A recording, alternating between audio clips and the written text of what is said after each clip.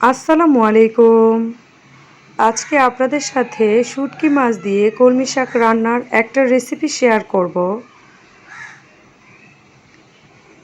এভাবে শুটকি মাছ দিয়ে কলমি শাক রান্নাটা অসাধারণ লাগে আমার কাছে।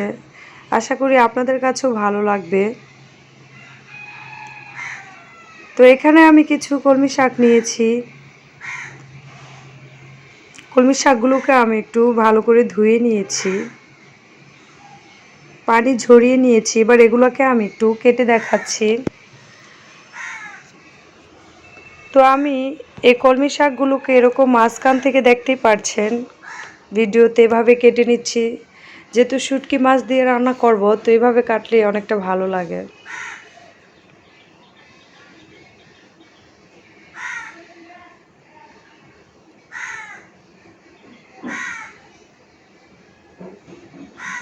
দেখুন এভাবে আমি কেটে নিয়েছি, সবগুলো শাক কেটে নেব এভাবে।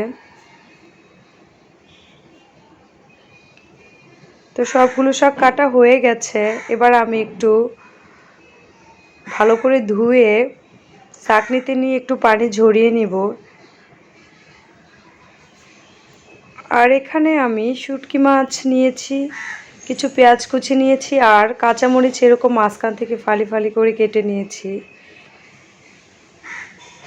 শুটকিগুলোকে আমি ভালো করে ধুয়ে নিয়েছি। এবার একটা কড়াইতে আমি এখন পরিমাণ মতো তেল দিয়ে দিব।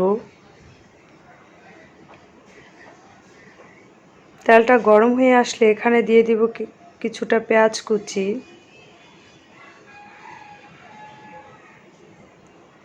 এবার এই পেঁয়াজ কুচিটাকে নেড়েচেড়ে কিছুক্ষণ একটু আমি তেলের মধ্যে ভেজে নেব।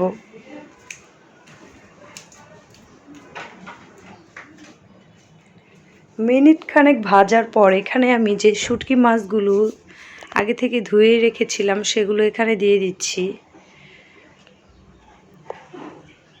এবার নেড়েচেড়ে শুটকি মাছগুলোকে কিছুক্ষণ একটু তেলের মধ্যে ভেজে নেব। এই পর্যায়ে এখন আমি এখানে কাঁচামরিচগুলো দিয়ে দিচ্ছি। এবার কিছুটা ব্রাউন হওয়া পর্যন্ত আমি ভেজে নিচ্ছি।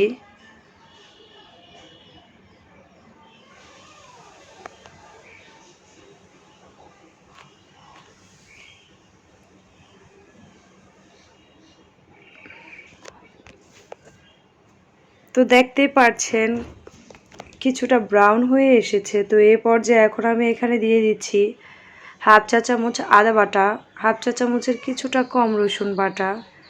এবার একটু তেলের মধ্যে নেড়েচেড়ে মিক্স করে নেব এবং কিছুক্ষণ একটু ভেজে নেব। এ পর্যায়ে এখন আমি এখানে কিছুটা পানি অ্যাড করে দেব। এবার পানির সাথে ভালো করে মিক্স করে এখন এখানে আমি দিয়ে দিব হলুদের গুঁড়ো, হাফ চা চামচের কিছুটা কম। এখানে আমি হলুদ মরিচের পরিমাণটা কম দিব।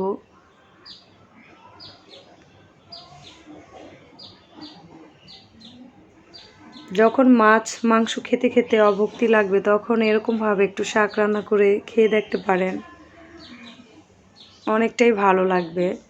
তো মরিচ দিয়ে দিচ্ছি এখানে আমি হাফ চা চামচ। এবার নেড়েচেড়ে কিছুটা সময় একটু কষিয়ে নিব। যখন এরকম তেল ভাসতে শুরু করবে এ পর্যায়ে এবার এখানে আমি কেটে রাখা শাকগুলো দিয়ে দিচ্ছি। তো অনেকে আবার বলতে পারেন লবণ অ্যাড করিনি, তো লবণটা আমি পরে অ্যাড করব। লবণটা সাথে সাথে অ্যাড করলে দেখা যায় শাকের কালারটা নষ্ট হয়ে যায়, সবুজ ভাবটা থাকে না।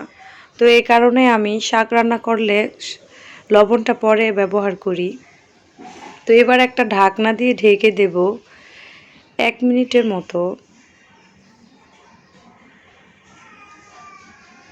এবার ঢাকনাটাকে উঠিয়ে একটু নেড়েচেড়ে দেব। দেখতে পারছেন কলমি শাকের কালারটা কিন্তু অনেক সুন্দর আসছে, সবুজ।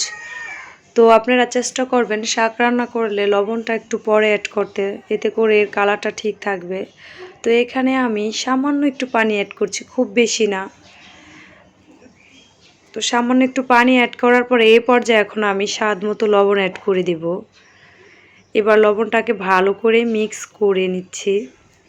আর মিক্স করা হয়ে গেলে এবার এখন এটাকে একটু একটা ঢাকনা দিয়ে ঢেকে দেব 1 মিনিটের মতো। আর চুলার আঁচটাকে মিডিয়াম হাই রেখেই আমি রান্নাটা করব। এবার ঢাকনাটাকে উঠিয়ে দিচ্ছি। দেখতেই পারছেন রান্নাটা অনেকটাই হয়ে এসেছে। অল্প কিছুটা পানি আছে এখানে, তো এই পানিটা আমি ঢাকনা ছাড়াই কিছুক্ষণ নেড়ে চেড়ে নিয়ে শুকিয়ে নিচ্ছি। তো দেখতেই পাচ্ছেন রান্নাটা শেষ। তো এভাবে আপনারা আমার কাছে অল্প সময়ে শাক এভাবে রান্না করতে শুটকি পারেন। দিয়ে রান্না করলেই ভালো লাগে। কার কার কাছে এভাবে ভালো লাগে কমেন্ট করে অবশ্যই জানাবেন। আর যারা এখনো ট্রাই করেননি, একবার এভাবে শুটকি মাছ দিয়ে কলমি শাক রান্না করে দেখতে পারেন। এভাবে রান্না করলে আমার কাছে কলমি শাকটা ভালো লাগে। তো আজকের মতো এখানেই বিদায় নিচ্ছি।